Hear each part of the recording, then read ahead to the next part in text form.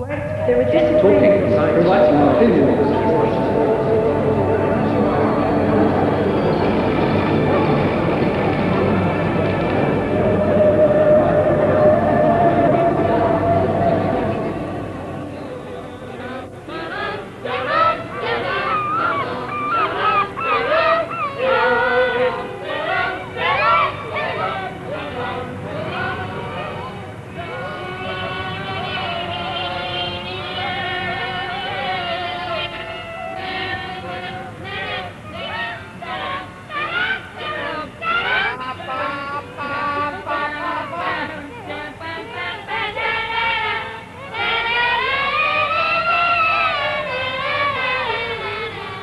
Since my childhood, I have been dreaming of a trip to Britain. I imagined that I would start from a small hamlet somewhere in the heart of Russia. First, I would go on a cart dragged by a tired horse. Then I would change the horse for an equally fast shuttle train. "Where are you going to, boy?" the locals would ask. "To London," I would answer.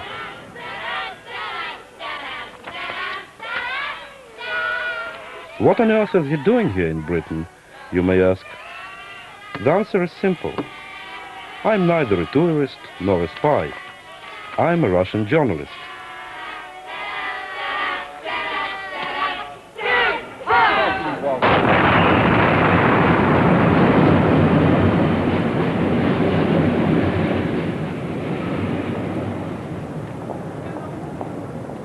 The interest in my country is so big now that you simply can't move around Moscow without bumping into a couple of TV crews from the West, filming prostitutes, gangsters, and other new Soviet attractions. Whereas all the Western journalists are there, I decided that it would be nice for a Russian journalist to come here and see what's going on. Well, of course, ladies and gentlemen, over on the right-hand side, there you can see the lovely Palace of Westminster as we're passing up the River Thames. And also Big Ben, the towers in St. Stephen's Tower. So this is Big Ben, the symbol of the British establishment, standing majestic over the Thames. It is also the incarnation of the foreigner's view of London. Big Ben has become a banality in itself, along with bowler hats, red double-deckers and high-park speakers. But this is Little Ben, who is my best English friend. Why? Because for me, it is the symbol of Toy Town Britain, my Britain. You know, sometimes I have a feeling that people here do not actually live, but play a strange game. I would call it a hide-and-live game. Little Ben, a small and unnoticed monument in the center of London, is a game in itself. But when do the real games start? They start from childhood.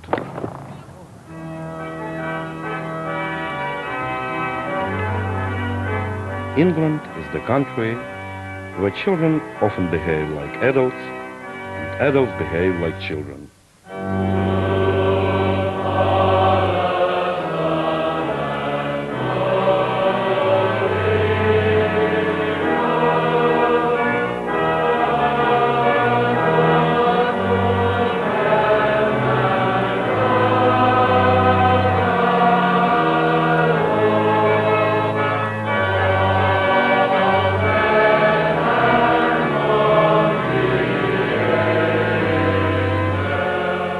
Public schools are like factories with only one product on the line, a real English gentleman.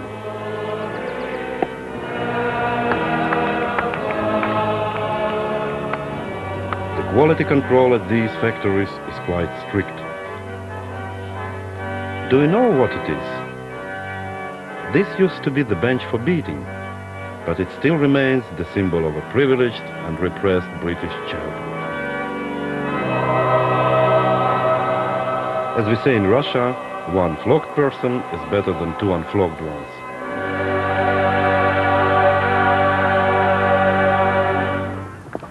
There are numerous ways of driving a child inside himself. This bottle of anti-nails biting liquid I bought in a drugstore around the corner. You know, if you deny children such innocent pleasures as biting their nails, if you make them play cricket on Saturdays instead of going to the movies and things like that, they will necessarily harbor their childish feelings deeply inside their souls and will start playing when they grow up. So now we may assume that this country is being run by the grown-up, flogged boys and girls from public schools who do not bite their nails now, but who cut off someone else's fingers instead.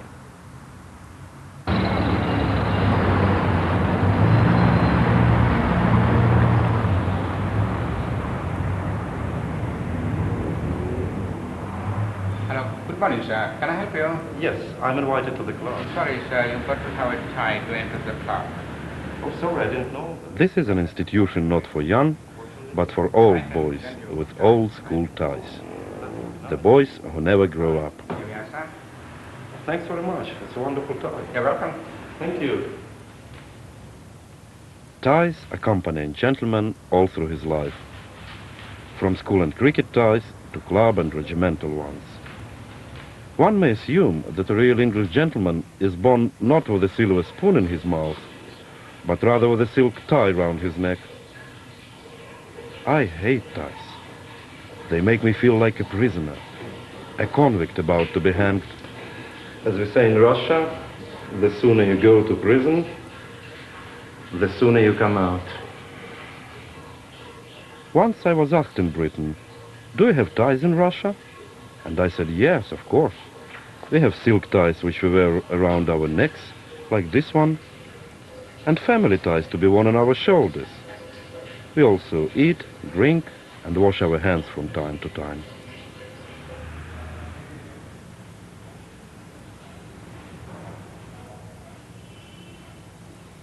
Time and ties stand still in these walls.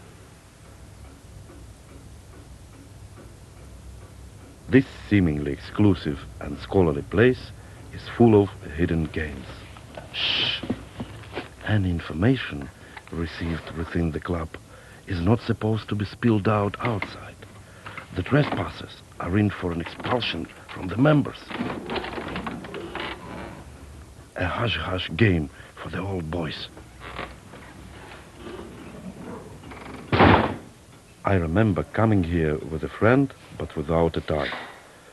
Just like today, a sympathetic doorman lent me a tattered piece of silk, which was probably used as a tie in Dickens' times. Having put it around my neck, I stepped into the dining room, where the lucky members were already enjoying their kidney pies and cherries. To my surprise, I saw among them one young fellow, sporting a stylish collarless shirt under his jacket. He was not wearing a tie. It was an insult for me. Why is someone allowed to be tieless and not me? What an outrageous case of discrimination. Look, I said to my friend, this guy is not wearing a tie either, and no one seems to object. Yes, my friend answered, but he is a bishop.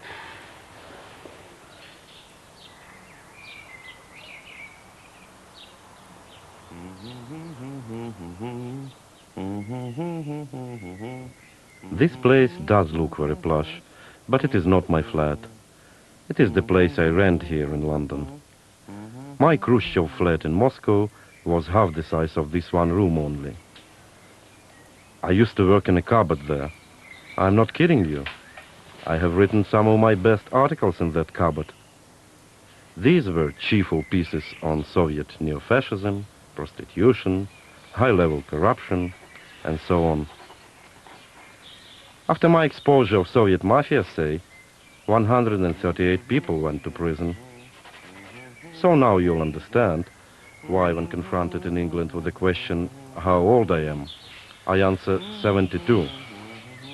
1 year in Russia now counts for 2 in the West.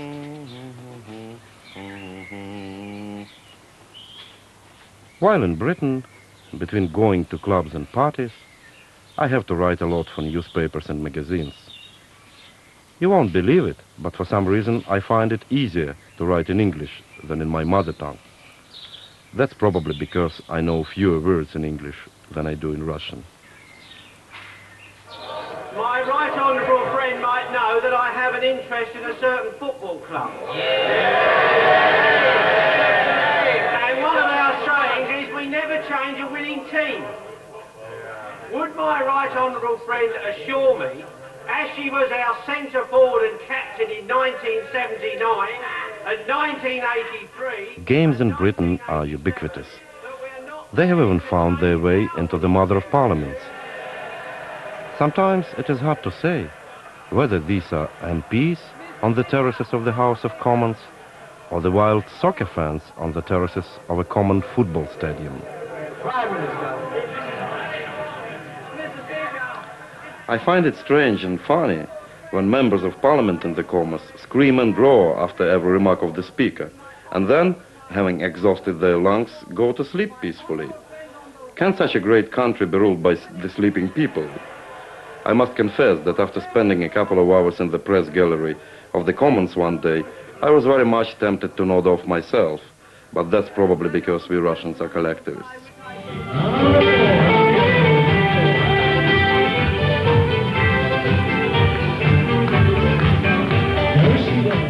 The English are the most lonely people in the world, so they say. But look at these dancers. They don't seem lonely at all. I'm wondering whether they would be able to dance like that after queuing all day for a kilo of sausage.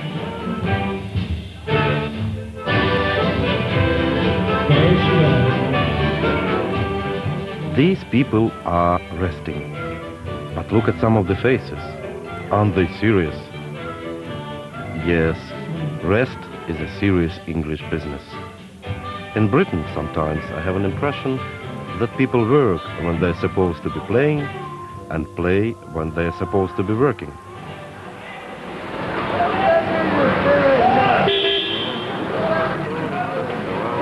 Незнакомые от стенки до крыш снятся людям иногда их родные города, кому Москва, кому Париж, ну а если не... Crowds without contact, dissipation without pleasure. That's what Edward Gibbon once said of London.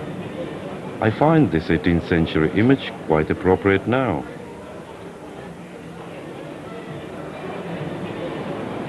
We are in Soho, where people play different game, hide and cheat.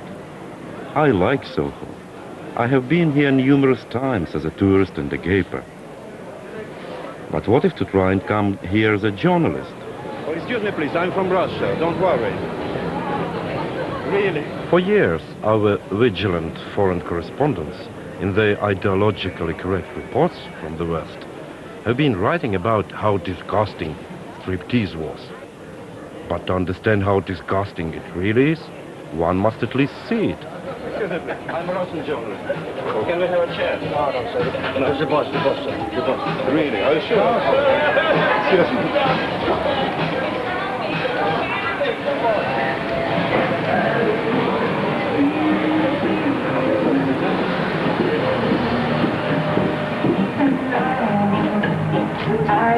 Hello. Just a moment. For one moment.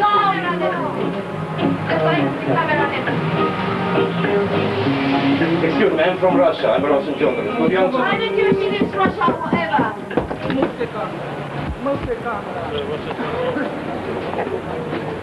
Yes, striptease is not so easy to see in Soho. There are in fact only 4 premises here which are licensed to show striptease. But there seem to be hundreds of clubs which try and give you the impression that naked flesh is an offer. 2 years ago, I remember going to one of those unlicensed clubs, and then the girls appeared. In fact, it was just one girl, dressed in a very modest and even, I would say, puritanic way, in her turtleneck and in a long skirt. And then the music started playing, and she made a couple of pas, like that. And then she said, the show is over. You know, it reminded me of a vegetable shop in Russia, where the girls are usually dirty and underpaid, they're very rude, they hurl potatoes into you and cheat.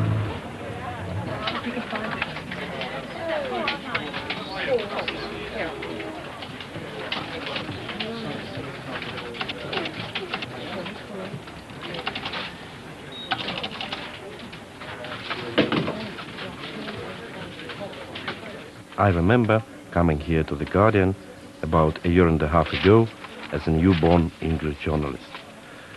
I sat down at this very desk by this beautiful machine and started writing my first article, in longhand, of course. I also remember how my friends, the journalists here, flocked around me and started watching me with awe, saying, "Look at Vitali, he's writing in longhand."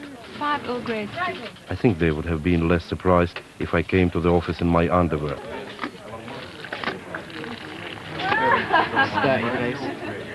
Cheers. Look at these people. They're all my friends. They're all very nice and serious people.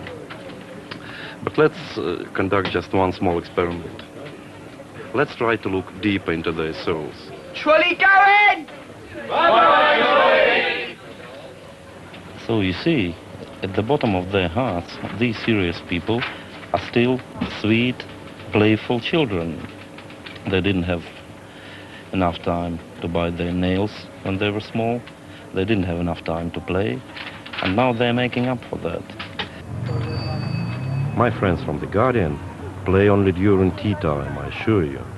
But some other areas of the press are dominated by much naughtier games. And here, I really feel like crying out, not goodbye trolley, but goodbye decency, goodbye morals, goodbye common sense.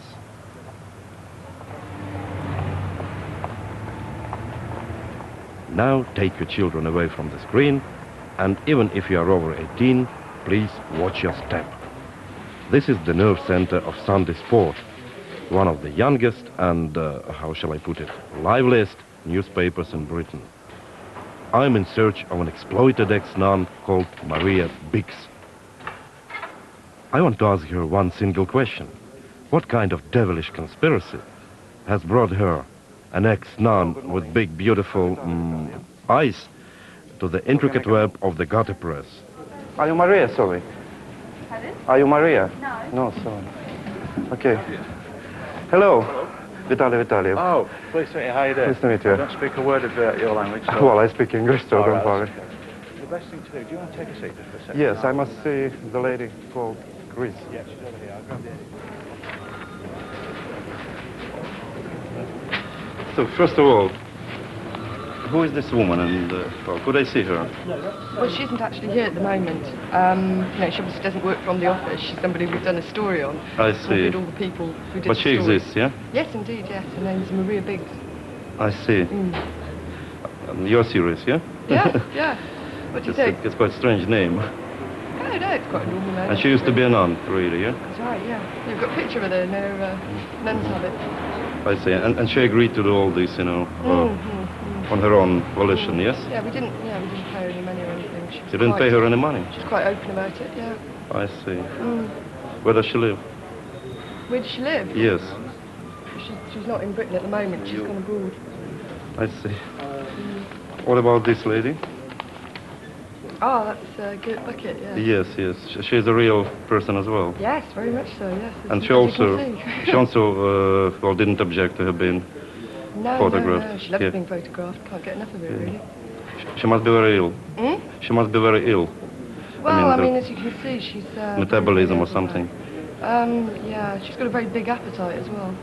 Well, I bet. And she does eat rather a lot of food. But, she's quite happy with her size. Yeah, she doesn't mind being that fat. Really? She thinks fat is fun, so...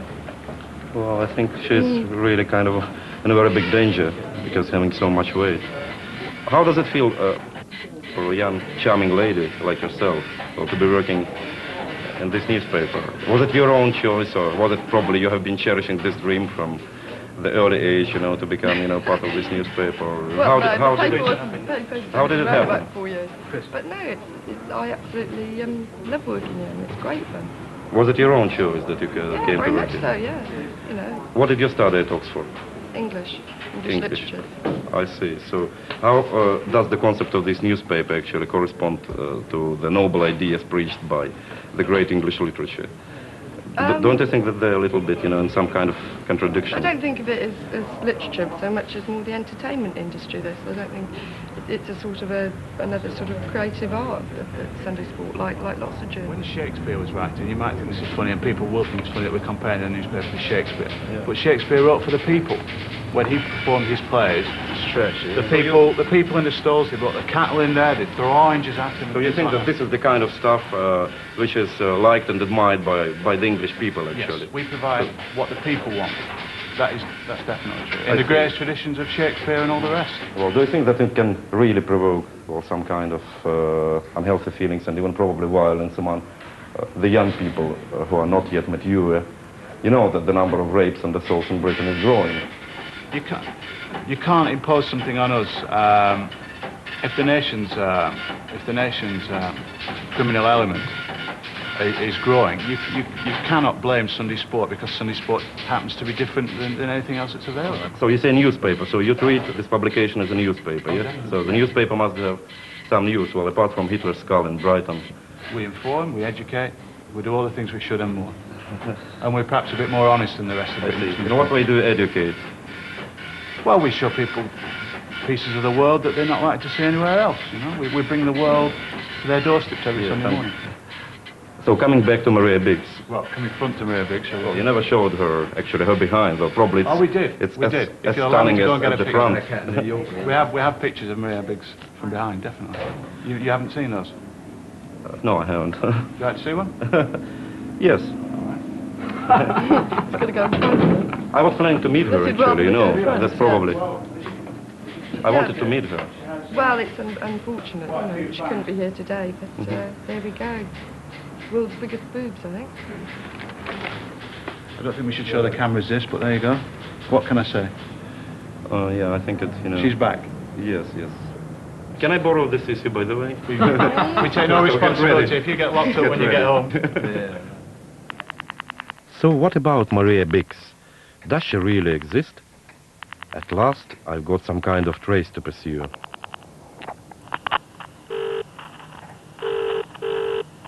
Hello there. This is a warning for our listeners to advise you that the following material must not be listened to by any callers under the age of 21. Well, I'm well over 21. Some very sexually explicit details that we consider are classed as double X-rated. We have decided to give our girls full rein and have not edited anything from our new messages. Consequently, they are nothing like you have ever heard before. Really? And contain some very hot, steamy and shockable things. Steamy, that is why very we good. feel compelled to give you this warning so that if you're under come the on. age of 18 and are narrow-minded, It's a very long warning. put the phone down now. I'm going to Before run we out go of... into the first unedited live message which has never been heard before. Should you feel that you are ready to listen to some more explicit... Yes, I'm ready. I am ready, please. Because I can Come on, assure you please. that it will be well worth it. Uh-huh. Nothing I'm running out of money. from our very sexy Please. girls who finally told us all without leaving anything else. And we Isn't are that amazing? sure that you'll enjoy every minute of it.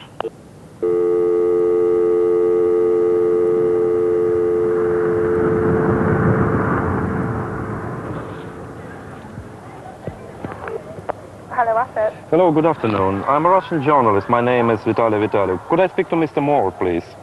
I'm afraid he's out at lunch at the moment. Okay, thank you. I will call later. Okay. Bye. Bye.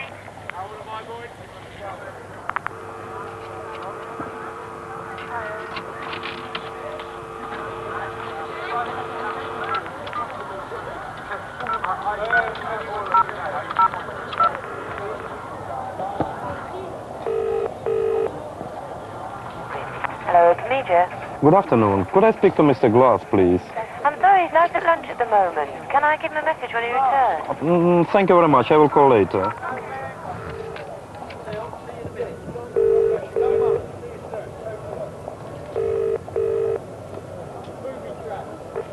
Good afternoon, TVS.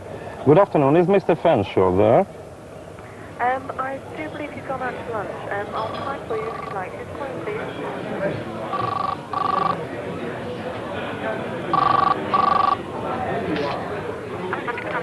Hello.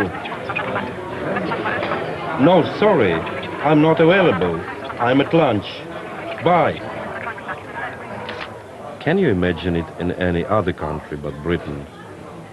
No matter what international or national calamities, apart from a sudden epidemic of diarrhea, happen tomorrow, the British lunch will still go on. No one knows how many great discoveries and masterpieces of art have been lost because of the abnormally long and heavy English lunches. If Albert Einstein had lunches like that, then we'd probably have another big pudding instead of the theory of relativity. In Russia, the whole concept of lunch is missing, and not only because food is scarce, but also because it is not so important for the Russian culture. People consume their meals quickly and matter-of-factly. The Russians eat for the sake of living, whereas in Britain sometimes it is the other way around. Living for the sake of eating. Yet another game, hide and eat. Or to be more exact, burn in daylight.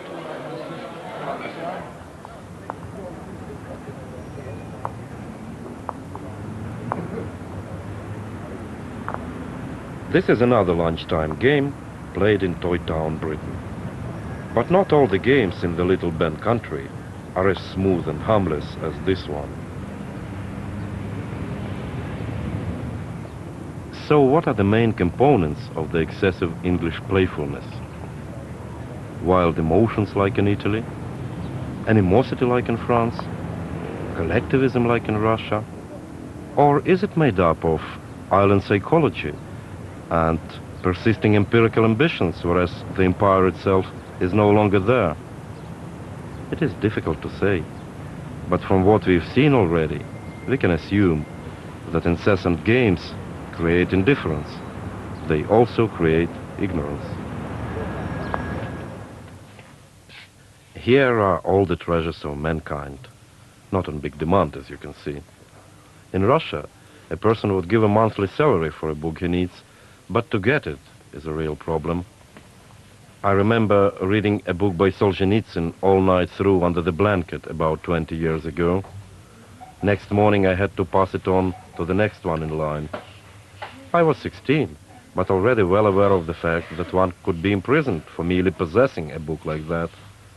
This only added to the pleasure of reading. Here in this bookshop, you think unwillingly that perhaps too much choice is sometimes as bad as no choice at all. It breeds no attempt. Excuse me, please. What? Just a couple of words. Just a cue. Oh, lovely. Yes, please. Lovely. You two together. Yeah, okay. Yes. You are studying here? Yes, I am. Third year. Got finals in 3 weeks. I'm second year. What do you study? I'm studying land management. Let me show you what I mean. I went to one of English universities, spoke to some of the students, just to check the amount of general knowledge they have. How many republics are there in Russia? I've no idea. None at all. 52? How many states are there in the United States then? Absolutely no idea. Nor have I. No. We're only students. I understand, yeah. It's an easy one. Do you study here? And what do you study? The science, yeah. Science, yeah? Yeah. And what do you study? Geography. Geography, oh, okay. So can you tell me what's the capital of Australia? No. We don't learn such things nowadays. I see. How many republics are there in the Soviet Union? Don't know. Don't know, there's quite a lot. It's because it's like it's made up of different unions, isn't it? No idea. I didn't know I was in for question time. Okay, let's put it like that. Where is Moscow? On what continent is Moscow? You're catching us out, I think. No. Who was Lenin? He was somebody in Russia who was, he led some reforms and was replaced by Tolstoy, or the other way around. I mean, Stalin. I get too confused. He was, yeah, they're both sort of... Stalin started the reforms, I think, didn't he? Stalin started the reforms. Which reforms? Leading to communism. So it was Stalin who started the whole thing, yeah? I'm not sure. I'm asking you. Well, and who is the leader of the Conservative Party? Mrs. Thatcher. Prime Minister. Yeah, but the leader of the Conservative Party. Margaret Thatcher. Yeah. Are you sure? Well, she's the Prime Minister, so... I see. Okay. In this country? Yes. Margaret Thatcher. Is it? Yeah. Is that right? Yeah. Margaret Thatcher. Yeah. Could you please name 3 Russian writers, Russian or Soviet writers, apart from Solzhenitsyn, Dostoevsky and Tolstoy? No. No, you have never read Russian No. literature? Have you read War and Peace? No. No. He read some short essays, I know that. That's About life and death. About life and death? Yeah. Mm-hmm. Who was Pushkin? Right. No idea. Who was George Byron? It's a poet laureate. A couple of American writers. Barbara Cartland. James Joyce. I'm sure he was an American writer, James Joyce. One of the James Joyces was, yeah. How lovely to see you. Do come in. Thank you Come very much. upstairs and meet Thank everybody. you. Thank you. Did you have a bad journey? No, it was okay. Well, welcome to Bath. You've come to a beautiful city. Thank you very much, yes, and beautiful people. What I really cannot understand in Britain is the way parties are conducted. After 4 hours of standing, you will give anything for a quick sit down, and the talk is really very small. How long have you been here? That was the question with which I was confronted everywhere. I somehow felt the exact amount of time I spent in Britain was not that interesting. The people who asked this question, for the most part, were not even listening for an answer. Also, when you are asked, how do you like Britain? You are not supposed to say what you like and what you dislike, but just say, it's lovely. That's all they expect, and they will think you are a subtle connoisseur of British life. Do you enjoy England? Well, yes, to some extent, yes. Which extent do you enjoy it? Well, it's lovely, sometimes. The most popular question at Russian parties, sitting, not standing, of course, is, do you respect me? Just imagine such a question in Britain. But you have golf? He's a golf expert. Well, we have just one golf course for foreign diplomats in Moscow. Right. And I'm not a foreign diplomat, that's why I can't play. Only one golf course in all of Russia? Only one, yes. Really? Yes. What's so strange about it? Because it's not a sport that the Russians play. We don't have, many more things, actually. Well, it just, it's been considered like a very bourgeois game. And whenever we had on tele, the pictures of decaying capitalists, plotting something against the Soviet Union, they were always playing golf.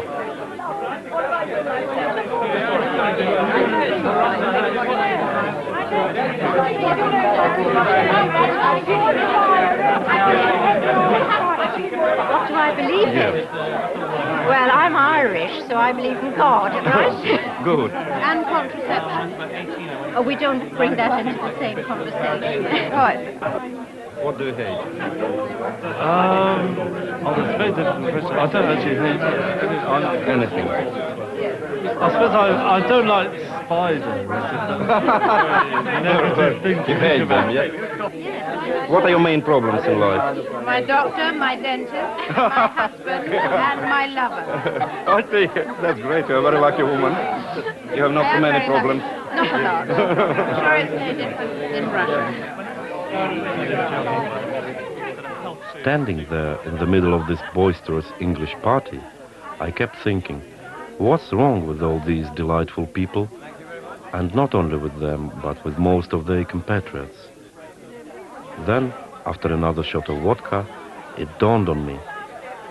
The main problem is that they don't seem to have real problems at all, in the Russian sense of this word, of course. They don't have to fight for survival every day of their lives.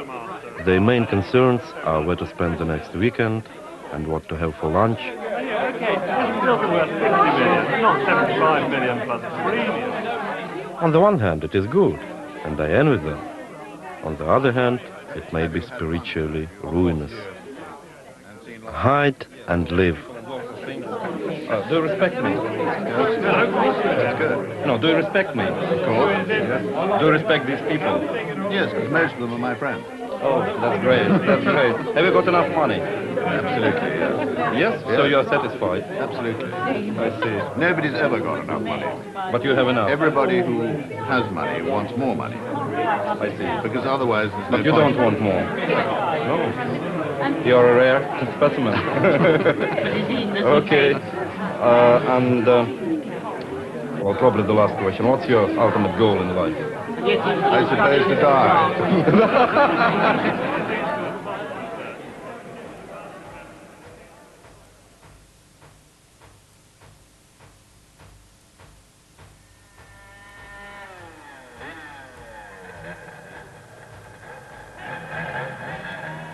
British Rail, Helen, Botha, Terry and June, Pol Pot, and Thatcher. Insincere social glamour of mixed origin. P4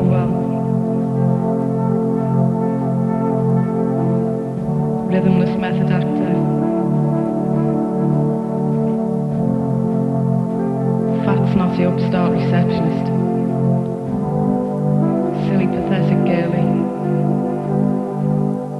Silly pathetic woman. Macho dickhead. Bonnie Langford. Poll tax. Neighbours. Lost keys. Class war. This is a small island of real life in the middle of the night. What brings these people together? I think it's not just a cup of coffee. Maybe they're looking for a sort of lost connection in their existence. Ungrateful accuse and mate. The royal family. The Circle and District Line. Every cloud has a silver lining. That's a good English proverb. These people on the bridge are not as easygoing as those you have seen before. They all have some sort of cloud in their life. Can it be so that this very cloud makes them more human, more compassionate, and more interesting?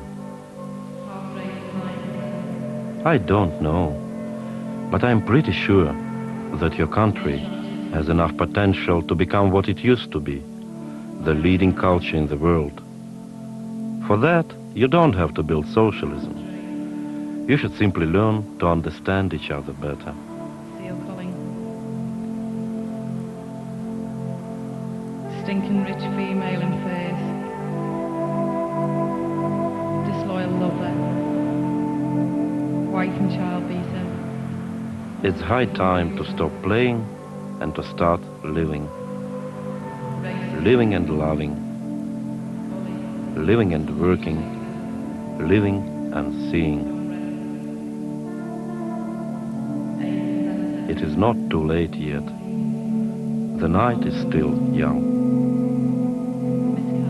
Apartheid. John Lennon's murder. Anyone's murder. The breakdown of the NHS.